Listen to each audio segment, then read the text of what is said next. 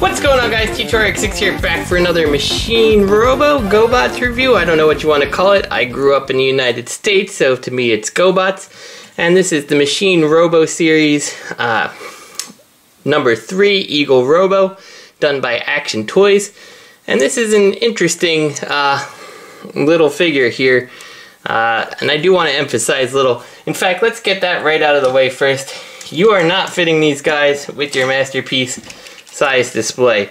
Just way too small. No way is he standing up to Starscream. However, if you're still a classics collector, you know, it's a little bit small, but it's not terrible. I mean, that kind of goes together pretty okay if you're still displaying your classics anywhere.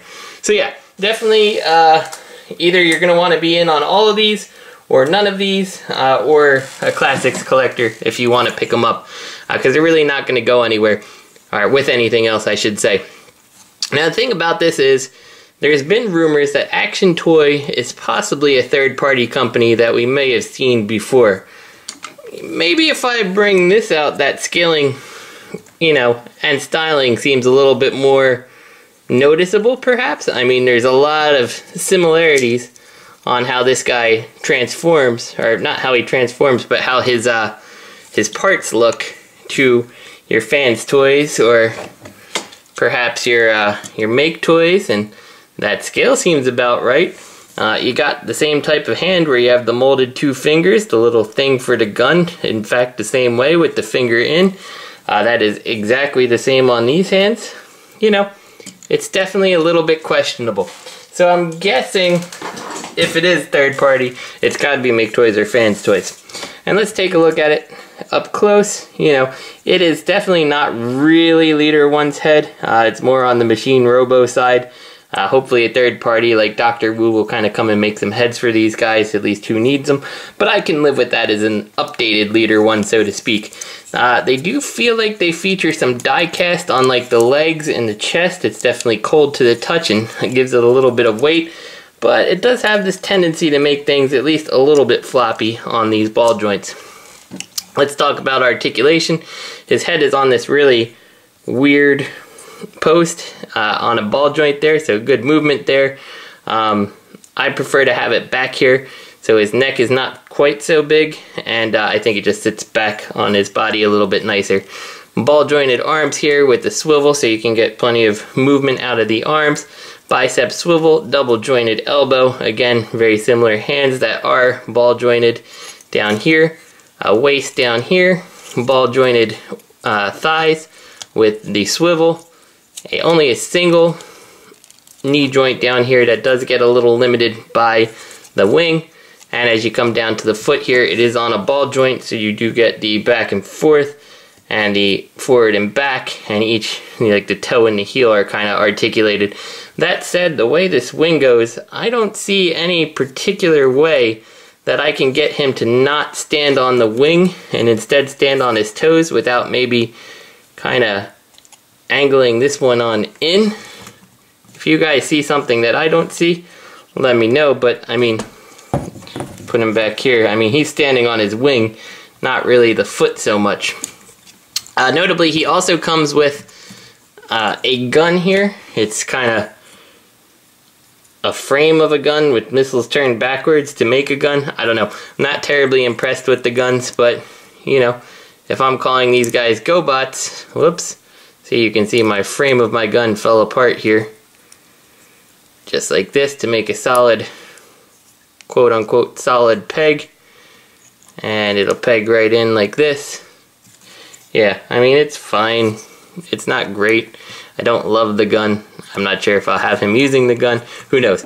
He also comes with this piece here, which you can move this out of the way, and this will plug right in down here. And he does come with all the pieces to make a little stand, so both for jet mode or robot mode. The instructions also show this stand has these extra pieces, so you can kind of tilt the stand upwards, or you can make kind of like a chain base out of it. But I do want to point out that the first time I plugged this one in, without any wiggling, just flat out in and pulling it out, it just flat out sheared right across here. So you may want to be careful with these stands. I'm not entirely sure I'm going to be using them. And let me pull the instructions here. I just want to show you the little like chain base you can form with them. They also don't give you enough of these pieces to make this chain base type thing. You have the 2 sides and the 2 back pieces, but you would need 2 more, so you would need another Machine Robo set, and I'm not sure at this point if they all come with this back piece or not, or if it was only him. So that said, if you're going to use it, I say just use it as a flight stand and be done with it. Alright, so let's get Leader-1 / Eagle Robo here transformed. And it's pretty simplistic. We're going to open these panels here and fold his hands away. They don't rotate at all, they just kind of go in there just like so. Take these, squeeze them closed on both sides, flip these pieces on around, and this piece on around. The instructions tell you to do things in a little bit of a different order. I don't think that it is a great idea to start working on all these, but just make sure you have the panels like this ready to fold up, like so. Everything should be closed. Take his head, turn it around here, just like so. Come to these back plates here, and they plug into the arms down here, so kind of open them up and then carefully pull this whole assembly outwards. What this is going to let you do is actually bring all this stuff in, and this is a little bit difficult to make clear everything, which is why I don't recommend folding all this stuff up yet, because I do found I have to kind of wiggle it around to get it in place. Once that's in place though, you can now take this little piece here and make sure that it locks into this side panel up here, just like this. Come on, there we go. And then it actually tabs in right on his waist here. So we'll do that again on this side. We have to get it around all this stuff. And you'd think it would be pretty simplistic the way it works, but something in the chest here holds this piece from going together. So again, once you have that, you can fold this in, plug these in just like so, and we're done here. Next thing we can do, of course, is bring the cockpit up, and you gotta make sure his head is just right, and it will squeeze right into here and kind of tab there. And we'll go ahead and we'll shore all this stuff up by bringing this down, and this plugs right down here, and you can see if everything is correctly positioned right there, these 2 things will tab in and these will close up like this. And now we're down to the legs here. We'll close the thrusters, unfold our wings down here, and then just fold this whole assembly on in. I'll do it again to this side, fold it in, and keep that together. And from here you can kind of massage everything all together down here and flip these out. And there we go, we've got Eagle Robo / Leader-1 in his plane mode. The gun accessories, they just kind of, like you saw earlier, come apart. The handles go on each side here. There's a little half moon back here for each half of the handle. You can plug it in just like this so he gets to store his accessory. And you can see the top here is coming out. And then you just take these and peg them in on the wings. And Eagle Robo is done. And he looks pretty good in his jet mode. So for a quick size comparison, here he is next to your classic Seeker. You can see he's quite a bit smaller for exactly the same jet, but I think he still looks pretty good, especially where Leader-1 is concerned. On the bottom here, he does have little wheels that fold out here, and he can go right down just like you would expect him to. You can also take this still and plug it right into the crotch piece here. Whoops. Not really happy with these guns and missiles, if I'm completely honest. And I should be, because I'm trying to be unbiased. They don't seem to hold in well. Actually, now it's holding in well. Maybe it wasn't really secured properly. But here we go. We got a nice ratcheted thing here. Oh, lost this.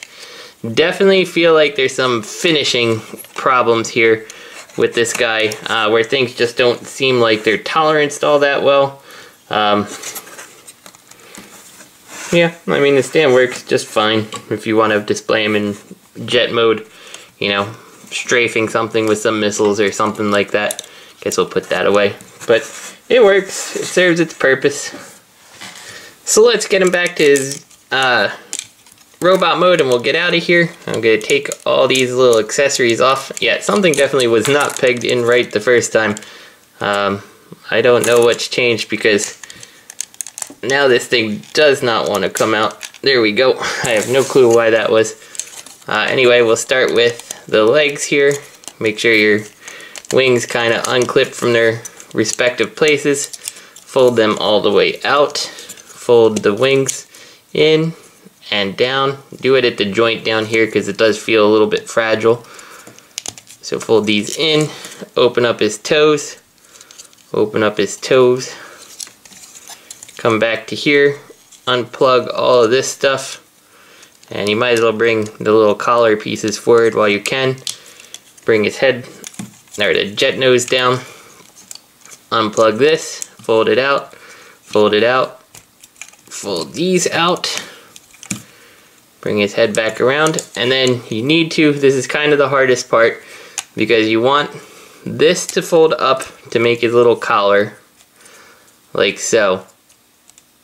And then you also want these positioned the right way that these angled pieces will actually clip into his arms to hold him in the right position. So just make sure you have everything right, and as you kind of fold this up, move his arm around until that plugs in securely, and then fold this up. Bring his head back to wherever it makes you happy. Fold his hands out on both sides. So overall, I'm going to try to give you, oh, I forgot one piece. Take this, it'll peg in on this side here, and then just pull these open. There we go. So overall, I gotta say, these guys are way smaller than I was anticipating. I thought, at the very least, they would end up being SH figure art size. I was a bit surprised to see that they're smaller than that even. They do have a place alongside your classics if you are interested in a classic scale Gobots, or you just want to collect them by themselves. I think the price is about right for these guys. I kind of wish maybe they did them at like 70 bucks a pop and made them more, you know, masterpiece car sized. I think that would have been really cool. But I'm still in on these. But I can say they do feel a little bit wobbly. I think there is things that could have been improved upon these guys, better tolerances and stuff. And I definitely think they might be a little bit of a shocker. So I'm in on them because they're Gobots, and I love the Gobots. If you don't like Gobots, and you just think that they kind of look cool, I think they're an easy pass. Yeah, if you're looking for masterpiece Gobots, you're going to have to keep looking. Classics or by themselves is what these guys are. So yeah, as Machine Robo, I guess they're fine, but again, they scale amongst themselves, not amongst anything else. So yeah, I gotta say, things like this though, I don't like. I think that this was poorly executed. The plastic on this is very brittle and cheap feeling, but the toy itself, the robot, feels good. And you know, if you like these guys, just saying, pretty sure that they're the same company. So this is T2RX6. I hope you guys enjoyed the review, and I'll see you next time.